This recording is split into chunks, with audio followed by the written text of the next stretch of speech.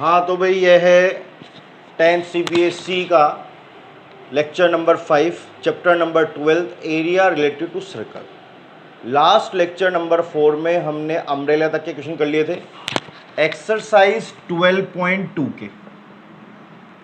अब मैं आपको आगे करवा रहा हूँ क्वेश्चन नंबर 11।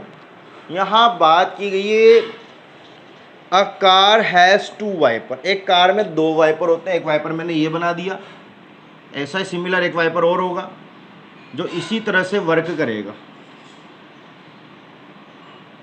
वी शेप में। वाइपर हमेशा हमारे वी शेप में वर्क करते हैं। तो एक वाइपर मैं इधर बना रहा हूँ, एक वाइपर इधर।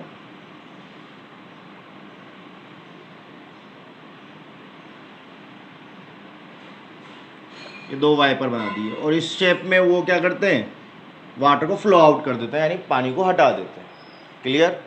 एक साथ 2 वाइपर का काम करते हैं आगे की तरफ, फ्रंट में। तो a car has 2 wiper which do not overlap. तो इस तरह के 2 वाइपर हैं जो कभी अवर क्लिप नहीं करते, यानी टकराते नहीं हैं। ठीक है, तो ये टकराएंगे नहीं, तो उसके बाद ये वापस रिटर्न हो जाता है। Wiper has a blade of length 25 centimetre. जो वाइपर की ब्लेड की लेंथ है वो 25 सेंटीमीटर है और sweeping through at an angle of 115 degree, और ये 115 डिग्री पर करता है। तो दोनों में ही सेम रहेगा भाई, वो ये दोनों सेम टाइप से वर्क करते हैं। Find the total area. तो आपको टोटल एरिया फाइंड करना है cleaned at each sweep of the blade. तो आपके ये टोटल एरिया फाइंड करना है जो इसके द्वारा एक बार में साफ हो जाए पानी, किसका, ब्लेड के थ्रू। तो एक बार में दोनों काम करेंगे, तो क्या लिखेंगे अपन, टोटल एरिया। तो हमने यहाँ से रेडियस लिख दी क्योंकि ये सेक्टर बना रहा है और हमें थीटा भी मिल चुका है, तो मैंने आर और थीटा लिख दिया। तो total area cleaned at each sweep. तो हर एक स्वीप में, तो एक स्वीप में दोनों वाइपर काम करेंगे, सिर्फ यानी साफ करना। तो एक स्वाइप में एक बार साफ करने में दोनों ने कितना एरिया कवर किया, तो दोनों एक साथ काम करेंगे। Sweep of the blades is equal to, तो 2 इंटू, तो दोनों कौन से एरिया है, सेक्टर के, तो 2 इंटू एरिया ऑफ सेक्टर। तो 2, इसका फॉर्मूला क्या है, pi are square theta upon 360 degree. 2 pi की वैल्यू गिवन नहीं है, तो जब गिवन नहीं होती तो हम क्या रखते हैं, 22/7। रेडियस है आपके पास 25 थीटा 115 अपॉन 360 डिग्री।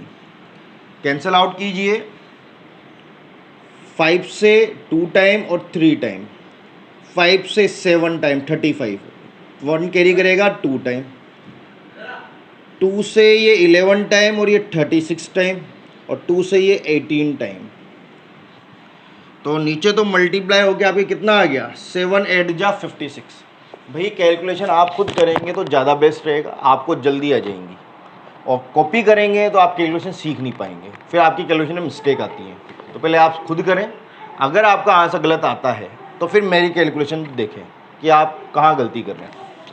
तो 8 7 जा 56, 5 कैरी करेगा, 7 1 जा 7 और 5 12, तो 126। ऊपर मल्टीप्लाई करो, 25 25 625। किससे मल्टीप्लाई करना है मेरे को, 23 से।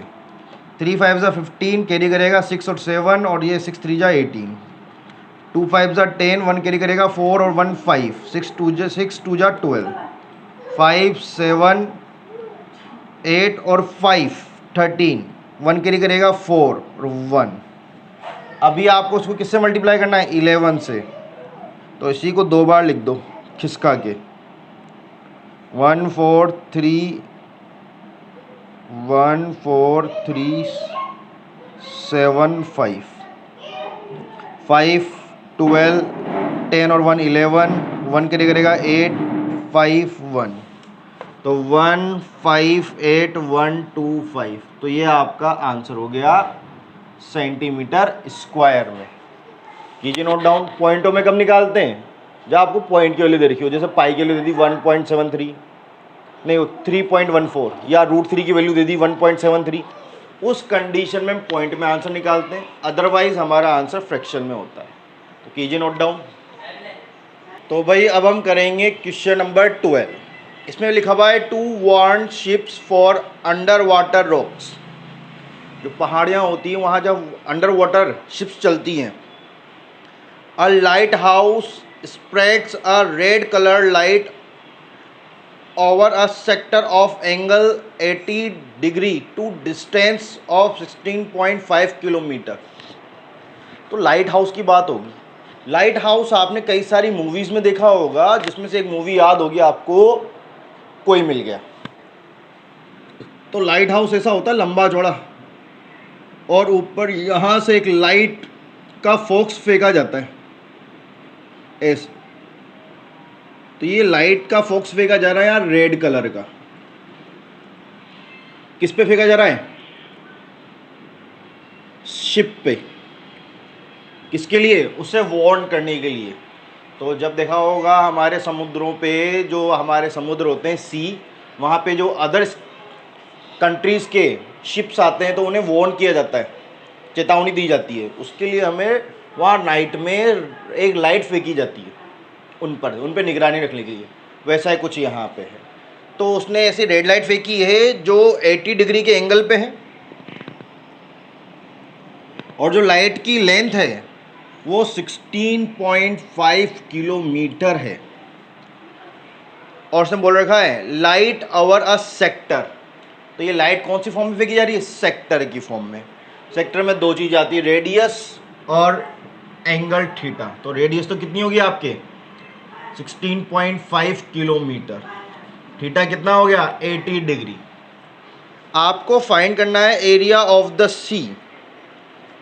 Find the area of the sea over which the ships are warned. तो वो एरिया फाइंड करना है जहाँ शिप को वार्न किया गया है। तो वो कौन सा एरिया है? ये रेड एरिया। ये रेड एरिया आपको फाइंड करना है। तो आपको क्या फाइंड करना है यहाँ पे? Area of the C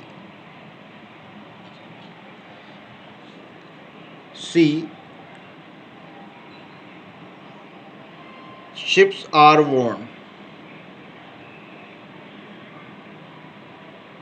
The ships are warned. तो वो एरिया कौन सा है? वो एरिया ये रहा जो सेक्टर का काम करेगा।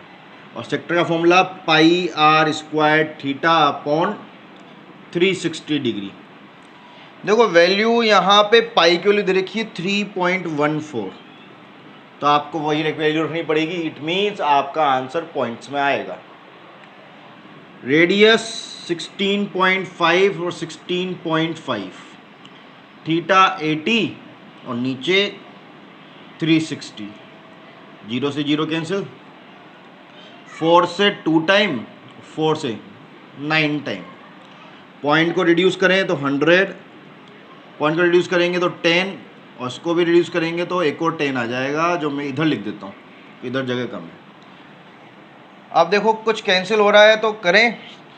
2 से ये 5 टाइम, और 5 से ये 3 टाइम, और 1 इधर के लिए करेगा तो 5 टाइम, 15, 3 टाइम 33। 5 से किया मैंने 15 और वापस 15 बढ़ जाए 33। तो ये 9 से कैंसिल होगा 3 टाइम, और ये 11 टाइम। एज इट इज इसको भी कर सकते हो आप। ये तो 5 से 2 टाइम, और 5 से 33, और 3 से ये वापस 11 टाइम, और 2 से ये कैंसिल हो रहा है 157। अब आपको मल्टीप्लाई करना है 11 इंटू 11 121 से। तो 157 को 11 इंटू 11, उसका स्क्वायर कितना होता है 121, इससे मल्टीप्लाई करना है। तो करो 157, 2 से करूँगा तो 2 7 जा 14, 1 कैरी करेगा 10 और 1 11, 1 कैरी करेंगे, 2 और 1 3, फिर से 1 5 7 7 9, ये भी 9 8 1, तो ये आ गया 18997 डिवाइड बाय 100। तो 100 डिवाइड करोगे तो पीछे से 2 डिजिट बाद क्या लग जाएगा, पॉइंट, तो आंसर आ गया 189.97 किलोमीटर स्क्वायर, क्योंकि आपकी लेंथ रेडियस किलोमीटर में थी इस बार, क्योंकि लाइट काफ़ी दूर तक फेंकी जाती है। ठीक है, तो ये आपका एरिया आ गया, कीजिए नोट डाउन। और पेपर में आपको ये डायग्राम बनाने की ज़रूरत नहीं है, ये सिर्फ आपको समझाने के लिए कि ये जो लाइट हाउस से लाइट फेंकते हैं वो सेक्टर की फॉर्म में होती है। इधर से एक सिंगल पॉइंट से फेंकी जाती है, उधर फैलती जाती है और लास्ट में सर्कल बनाती है, सर्कल टाइप का बनाती है। तो ये कौन सा एग्जाम्पल होता है, सेक्टर का। ये समझाने के लिए डायग्राम बनाया है, बाकी इस क्वेश्चन में डायग्राम की हमें कोई ज़रूरत नहीं है। तो भाई ये क्वेश्चन नंबर 13 है, जिसपे मैंने स्टार भी लगाया और इम्पोर्टेंट भी। इम्पोर्टेंट इसलिए कि इसमें कॉस्टिंग की बात होगी, कॉस्ट मतलब पैसा, और आप जानते हो पैसा कितना ज़रूरी है। तो देखो इसमें बोला गया राउंड टेबल, एक राउंड टेबल है, इसमें लिखा हुआ है कवर है 6 इक्वल डिज़ाइन एज शोन। तो ये डायग्राम गिवन है यहाँ पे, तो इस पर 6 डिजाइनें बनी हुई है, यानी बेंजीन की स्ट्रक्चर बना हुआ बेंजीन का।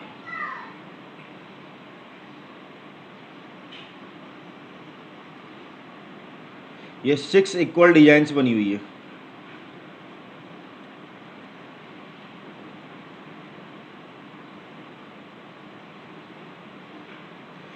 तो ये बीच में जो डायग्राम बना है बेंजीन का है, जो आपकी केमिस्ट्री में आता है। तो आप देखो यहाँ पे round table cover has a 6 equal design, तो 6 डिज़ाइनों में डिवाइड है ये, जो यहाँ डायग्राम में शो किया गया है। Radius of the cover is 28 centimetre, radius है 28 सेंटीमीटर।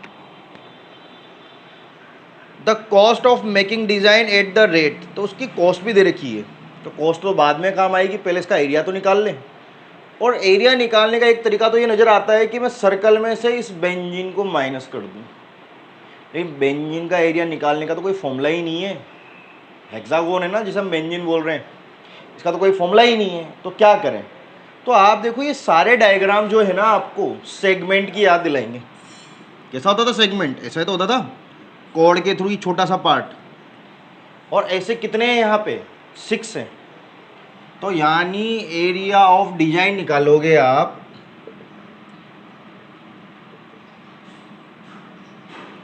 तो वो आएगा 6 इंटू एरिया ऑफ सेगमेंट। तो एरिया ऑफ सेगमेंट आएगा, ऐसे 6 सेगमेंट बन रहे हैं, इसलिए हमने इसको किससे मल्टीप्लाई कर दिया, 6 से। फॉर्मूला याद हो तो 6 बाहर, फॉर्मूला इसका बड़ा भारी होता है, pi are square theta upon 360 minus R square by 2 sine theta, ये बड़ा भारी फॉर्मूला लगेगा। इससे एरिया आएगा, उस एरिया की हमें निकालनी है कॉस्टिंग यानी खर्च। ठीक है, तो कॉस्टिंग की बात बाद में करेंगे, पहले हम एरिया फाइंड कर लेते हैं। तो अब कैसे किया जाए, तो उसके लिए थीटा चाहिए, थीटा हमारे पास नहीं है। तो देखो अगर मैं इसको सेंटर से मिला दूं इन सबको, तो इसने सेंटर के कितने टुकड़े कर दिए, 1 2 3 4 5 6 पार्ट में डिवाइड कर दिया। तो 360 में 6 का डिवाइड कर दो, 60 डिग्री किया था अपन ने, सब पहले भी अम्ब्रेला में किया था। 360 में 8 का डिवाइड किया था, उससे पहले वाले में 10 का किया था, कि 10 टुकड़े हो रहे थे। यहाँ कितने टुकड़े हो रहे हैं, 6 टुकड़े, तो 6 का डिवाइड कर देंगे टोटल एंगल में। तो पूरे ग्राउंड में 360 होता है, 6 टुकड़े करने हो तो 6 का डिवाइड कर दो, 8 टुकड़े करने हो तो 8 का डिवाइड कर दो, 10 टुकड़े करने हो 10 का डिवाइड कर दो, तो आपका एंगल आ जाता है। अब ये यहाँ रखा जाएगा, रखो भाई 6। पाई की वैल्यू रखने से पहले हम थोड़ा क्रॉस चेक करेंगे कि पाई की वैल्यू गिवन तो नहीं है। पाई की वैल्यू गिवन है, इट मीन्स पॉइंट में आंसर आएगा, और पाई की वैल्यू गिवन नहीं है तो किस में आएगा, फ्रैक्शन में। तो पाई की वैल्यू गिवन है और √3 की भी है। पाई की वैल्यू तो नहीं है, लेकिन √3 की वैल्यू गिवन है 1.7। इसका यूज़ करना है। तो पाई तो नहीं गिवन है, तो पाई तो 22/7 ही रहेगा। रेडियस 28 थीटा 60 और ये 360, आर स्क्वायर 28/2 और साइन 60 डिग्री। तो आपको सिर्फ √3 की वैल्यू गिवन है जो पॉइंटों में है, तो आपका आंसर पॉइंटों में आएगा, नहीं डेसिमल में। तो लाओ 6 कैंसिल हो रहा है, 7 4 जा 28, 6 से ये 6 टाइम कैंसिल, ये 2 टाइम और ये 3 टाइम। तो आप मल्टीप्लाई करके लिख दें भाई कितना आ रहा है। तो 22 और 2 44, किससे मल्टीप्लाई होगा 28 से, करो 8 4 जा 32, 3 4 2 जा 8 और 3 11, तो 1 1 2 2 3 2 1 1 2 3 2 डिवाइड बाय 3। क्लियर।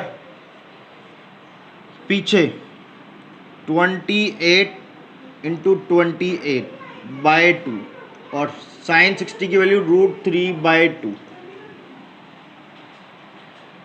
2 से ये 14 टाइम, 2 से ये भी 14 टाइम।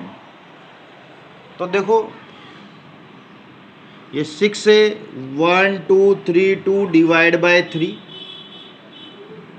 14 इंटू 14 196, 14 का स्क्वायर लिख दिया मैंने। और √3 की वैल्यू 1.732, पूरी वैल्यू नहीं रखनी, हमें दे रखी है 1.7, तो वही रखेंगे। अब आप चाहें तो 6 को अंदर मल्टीप्लाई कर दें, तो 6 को मल्टीप्लाई करूंगा तो ये कैंसिल होगा और 2 से मल्टीप्लाई हो जाएगा, तो 2 से मल्टीप्लाई करूंगा तो 4 6 4 2 और यहाँ पे 6 इंटू 196.1.7, पॉइंट को रिड्यूस कर दे तो भी 10 आएगा। तो आपको इन सबको मल्टीप्लाई करके 10 का डिवाइड करना है, तब जाके तो सिर्फ आपके एरिया आएगा। तो चलो भाई हार ना माने, आप मल्टीप्लाई करें, तो कीजिए मल्टीप्लाई। तो जैसा कि आप देख सकते हैं मैंने 196 को 17 से मल्टीप्लाई किया और फिर जो आया उसे मैंने 6 से मल्टीप्लाई किया, तो मेरा फाइनल आंसर आ गया 19992। चूँकि मुझे 10 का डिवाइड करना है तो यहाँ पॉइंट आ जाएगा, अब मुझे इन्हें माइनस करना है।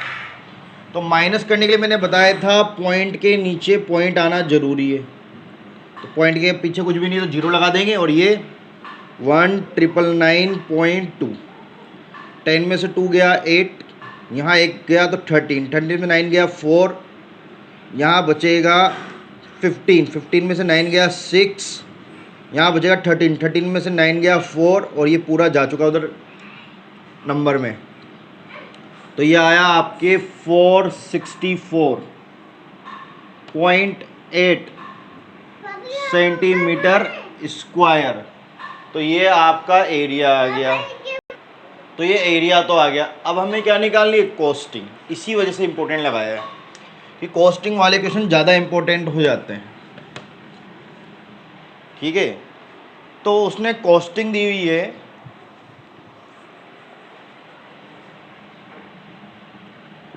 तो इसके बाद की स्टेप में यहाँ लिख रहा हूँ कॉस्ट ऑफ डिज़ाइन।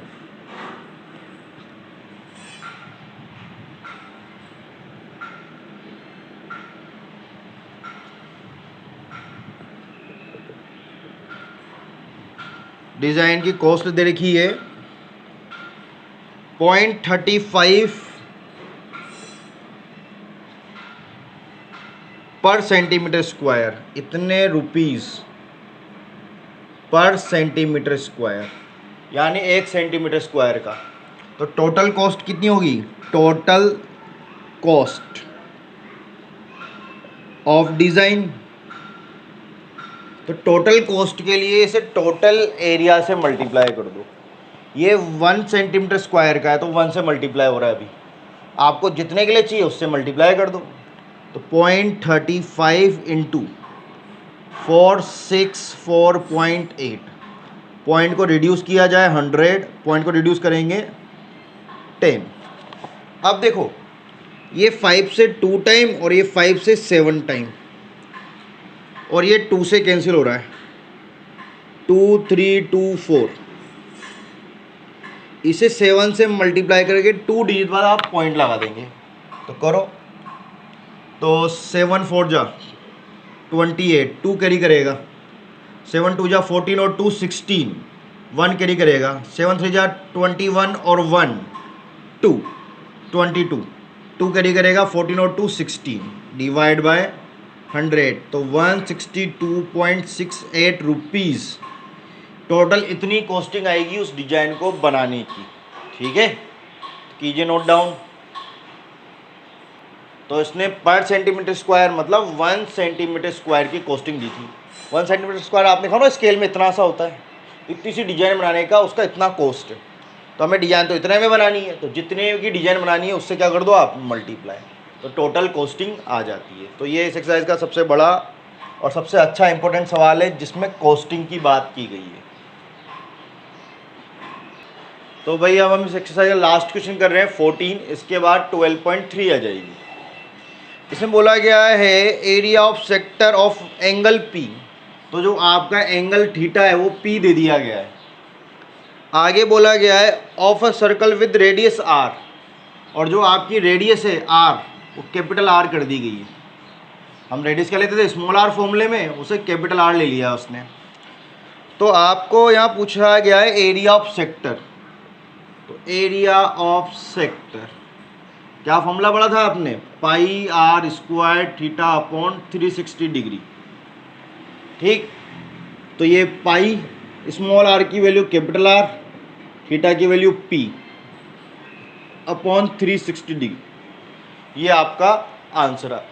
अब उसने 4 ऑप्शन दिए हैं, A pi upon 180 into 2 pi R, option B pi upon 180 pi are square, C pi upon 360 2 pi R, और option D P upon 720 2 pi are square. तो आपको बताना है इनमें से कौन सा आंसर सही है। तो जो हमारे आंसर से मैच खाएगा, लेकिन सोल्व नहीं कर रखा, आप सोल्व कर लीजिए। तो 2 से ये 90 टाइम कैंसिल, तो ये आ गया pi P R, sorry R capital है यहाँ पे, मैंने गलती स्मॉल लिख दी है, तो ये बनेगा पाई पी आर अपॉन 90, जो हमारा आंसर नहीं है। यहाँ कैंसिल करूँगा तो ये बना पाई पी, पहले रेडियस लिख लो आर स्क्वायर और एंगल बाद में पी, यहाँ पे भी ऐसा कर लो अपॉन 180, तो ये भी हमारा जैसा नहीं है। यहाँ करो तो 2 से ये कैंसिल हो जाएगा 180 डिग्री, तो ये पाई आर पी अपॉन 180 डिग्री, तो ये भी हमारा जैसा नहीं है। 2 से कैंसिल करो 360 पाई आर स्क्वायर और ये पी अपॉन 360, तो इसका मल्टीप्लाई हमारे इसके इक्वल आ रहा है। तो कौन सा आंसर सही है, ऑप्शन डी। तो आपका डी वाला आंसर सही है। इसी के साथ ही एक्सरसाइज आपकी कंप्लीट होती है। मिलते हैं नेक्स्ट वीडियो में जिसमें हम स्टार्ट करेंगे 12.3। तो भाई कैलकुलेशन जो मिस्टेक होती है वो सिर्फ प्रैक्टिस से जाती है, बाकी हमारा थ्योरी तो सिर्फ फॉर्मूले बताना था, तो मैंने आपको बता दिया। प्रैक्टिस करें, आपको ये अच्छे खासे मार्क्स देके जाएगा, चैप्टर बहुत इंपॉर्टेंट है। इन फ्यूचर अगर आप पटवारी या कोई एग्ज़ाम देते हैं जिसमें एरिया से रिलेटेड कुछ क्वेश्चन आते हैं, तो इसमें से पक्का आते हैं, तो उस हिसाब से भी ये इम्पोर्टेंट है आपके लिए।